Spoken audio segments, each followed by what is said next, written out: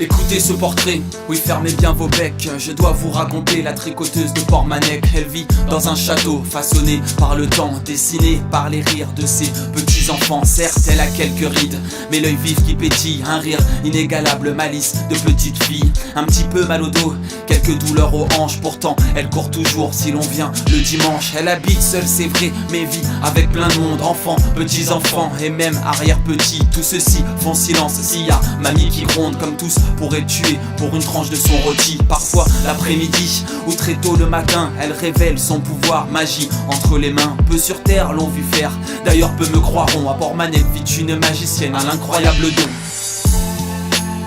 Je tricote pour faire plaisir aux gens que j'aime.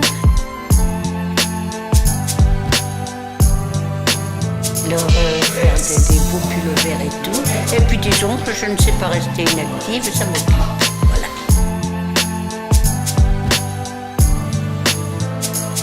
Dans un silence religieux, elle dégaine ses deux armes. Le vacarme se tait et l'ange verse une larme. Puis deux baguettes s'agitent, elles vont vite, elles tricotent. Elles transpercent les airs, chef d'orchestre et ses notes. Sabre du samouraï, épée de l'escrimeur. Elles vont de maille en maille, elles dansent avec ferveur. Les aiguilles obéissent, elles suivent la créatrice. Elles glissent avec malice, elles tissent des interstices. Et petit à petit, l'œuvre prend tout son sens. Les pelotes se transforment en vêtements d'élégance. En un pull coloré, apparu par magie. Le petit-fils observe de ses yeux ébahis. Tricoteuse magicienne a su donner la vie. Et l'odeur de cette laine apaisera ses nuits. Ce qu'il a vu ce matin, peu de gens vont le croire. Son pull est apparu comme sorti de nulle part.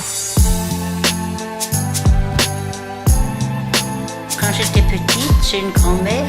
Chaque fois qu'elle avait sa pension, elle nous achetait un jeu d'aiguille et une pelote de laine. Elle nous a appris à tricoter. Un jour peut-être se fermera l'œil qui pétille. Alors la tricoteuse reposera ses deux aiguilles. Alors subsisteront ces milliers de pelotes, ces pulls et leurs couleurs comme des antidotes. Antidotes à l'oubli, des antidotes au temps. Anti-déprime, anti-tristesse, fait d'amour entièrement. Et dans toutes les armoires, les tiroirs, les placards, il y aura la mémoire, souvenir d'une tricoteuse. Pull synonyme d'espoir, de bavardage hagard, de conseils et d'écoute, souvenir de femmes heureuses. On racontera partout cette légende fantastique d'une tricoteuse à Port-Manec, de ses pouvoirs magiques. Car faut dire, dans ses pulls, on devient invincible. Amulette de laine qui rendent indestructible. Ouvrez grand vos oreilles et fermez bien vos becs. Un pull sans étiquette peut venir de Port-Manec.